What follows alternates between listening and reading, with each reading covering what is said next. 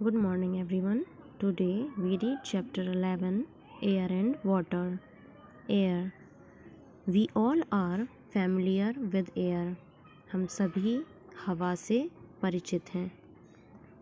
It is present everywhere around us. यह हमारे चारों ओर उपस्थित है. We cannot see it, but we can feel it. हम इसे देख नहीं सकते हैं, लेकिन हम इसे महसूस कर सकते हैं. We can feel the presence of air when leaves of trees rustle. हम इसे तब महसूस कर सकते हैं जब पेड़ों की पत्तियां सरसराती हैं, तब हम इसकी उपस्थिति महसूस कर सकते हैं. The cloths hanging on a clothesline sway when air moves. जब हवा चलती है तो रस्सी पर लटके हुए कपड़े हिलते हैं, तब हम इसे महसूस कर सकते हैं. Let's gather some more information on air in this chapter. इस चैप्टर में हम हवा की और भी कई सारी इंफॉर्मेशंस प्राप्त करेंगे. Air and atmosphere. हवा और वायुमंडल. The planet Earth is surrounded by a thick envelope of air called atmosphere. पृथ्वी एक ऐसा ग्रह है जो चारों ओर से एक थिक एनवलप से घिरा हुआ है हवा के, जिसे हम एटमॉस्फेयर या वायुमंडल कहते हैं.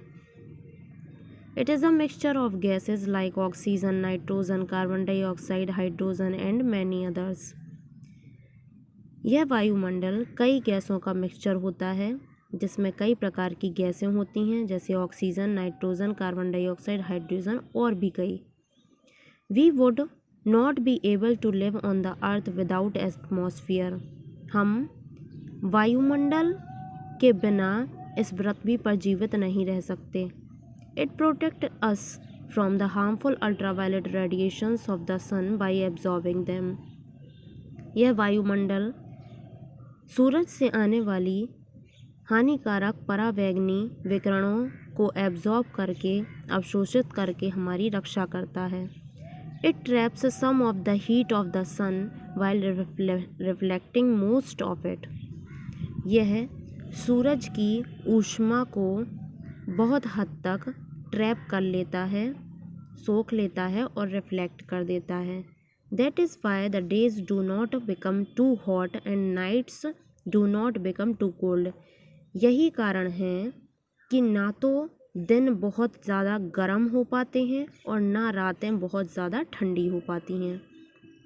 The oxygen in the atmosphere helps us to breathe and survive. वायुमंडल में उपस्थित ऑक्सीजन सांस लेने और जीवित रहने के लिए हमारी मदद करती है. Plants utilize carbon dioxide in the air to prepare their food.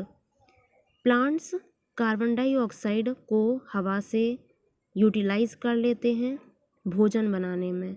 जब पौधे अपना भोजन तैयार करते हैं तो वो हवा से कार्बन डाइऑक्साइड को लेते हैं. Bingo's knowledge bank. Sound needs a medium to travel. ध्वनि को ट्रैवल करने के लिए एक माध्यम की आवश्यकता होती है. Air works as a medium for us to hear different sounds around us. तो हवा एक ऐसा माध्यम है जिसके द्वारा हमें अपने चारों ओर विभिन्न तरीके के ध्वनियाँ सुनाई देती हैं. On the surface of the moon, where there is no atmosphere, no sound can be heard. चंद्रमा एक ऐसा सरफेस है, चंद्रमा की सतह पर हमें ना तो वायुमंडल दिखाई देता है, ना वहाँ पर कोई वायुमंडल कोई वायु उपस्थित है और ना ही वहाँ कोई ध्वनि हमें सुनाई देती है. The atmosphere is divided into 5 layers. जो वायुमंडल होता है वह 5 परतों में विभाजित होता है. Troposphere, stratosphere, mesosphere, thermosphere, exosphere. It is the thickest near the earth surface. यह पृथ्वी की सतह पर बहुत ही थिक होता है. Its thickness keeps on decreasing with height and it eventually merges with space. यह इसकी जो थिकनेस होती है, मोटाई होती है, वह ऊंचाई के साथ साथ घटती जाती है।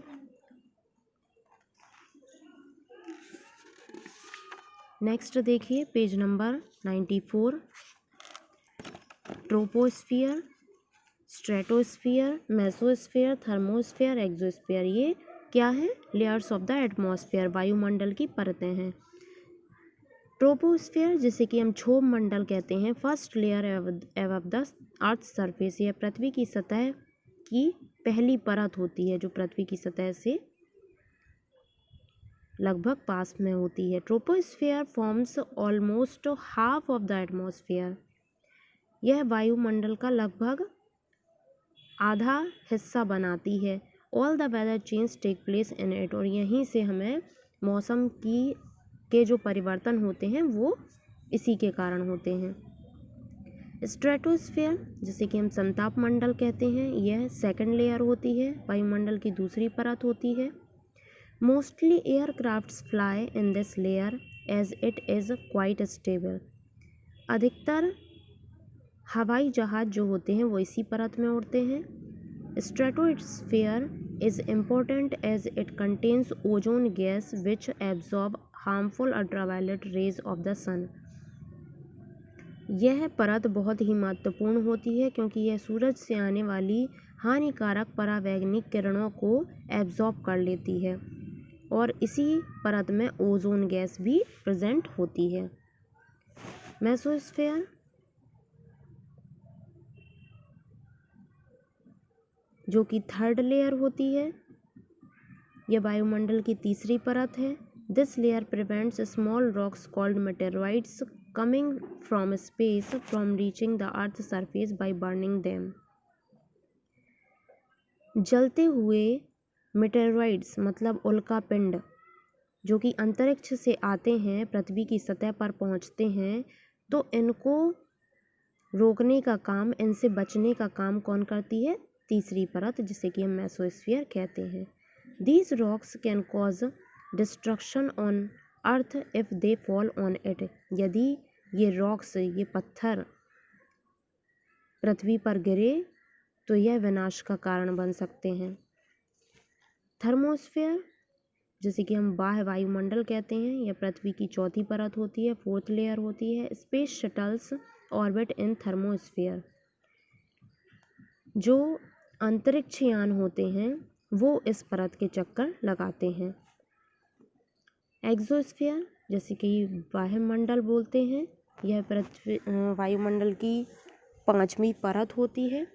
Exosphere is the outer most layer of the atmosphere, यह वायुमंडल की सबसे बाहरी परत होती है।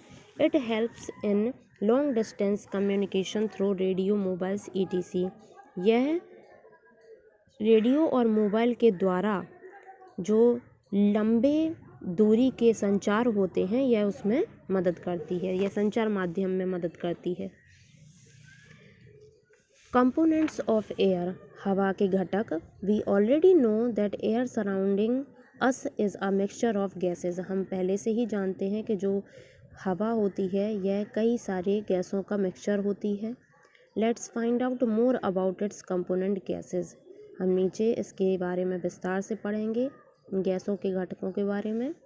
फर्स्ट है nitrogen, it is the most abundant gas and compresses 78% of the earth atmosphere, यह पृथ्वी के वायुमंडल में 78% पाई जाती है। It can not be taken directly from the atmosphere and utilised by plants and animals, इसे हम वायुमंडल में सीधे प्राप्त नहीं कर सकते और यह पौधों और जानवरों के द्वारा यूटिलाइज की जाती है। Therefore, bacteria present in the soil convert nitrogen from the atmosphere into usable form, ये बैक्टीरिया के द्वारा सॉइल में उपस्थित नाइट्रोजन को कन्वर्ट कर दिया जाता है इसके दूसरे फॉर्म में, सॉइल में उपस्थित नाइट्रोजन को दूसरे फॉर्म में कौन चेंज कर देते हैं? बैक्टीरियाज। विंगोज नॉलेज बैंक देखिए, nitrogen does not support burning and keeps fire under control. यह जलने में सहायक नहीं होती है। नाइट्रोजन फायर को कंट्रोल करने में इसकी हेल्प ली जाती है। नेक्स्ट देखिए page number 95। It is then taken up by the plants from the soil. मिट्टी के माध्यम से पौधे नाइट्रोजन को लेते हैं। Animals obtain nitrogen from these plants, और प्लांट्स के थ्रू फिर ये एनिमल्स में पहुंचती है। एनिमल्स से कहाँ से लेते हैं? प्लांट्स के through. Oxygen compresses almost 21% of the Earth atmosphere. It is one of the most important constituents of air. Oxygen जो होती है वह पृथ्वी में वायुमंडल में 21% पाई जाती है। यह हवा का बहुत ही महत्वपूर्ण घटक है। Oxygen is needed by living organism to survive.